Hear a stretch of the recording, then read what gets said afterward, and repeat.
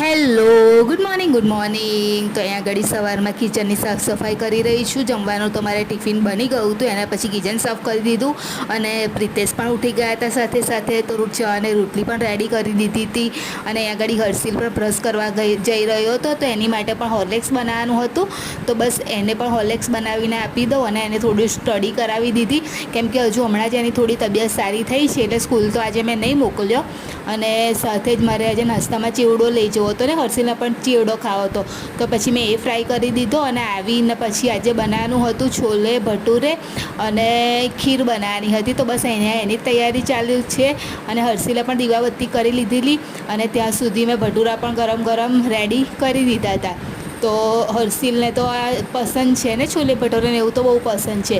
પછી બધા આવી ગયા એટલે અમે લોકો સાથે જમવા માટે બેસી ગયા હતા. તો ચેનલને સબસ્ક્રાઈબ કરવાનું ના ભૂલતા. બાય.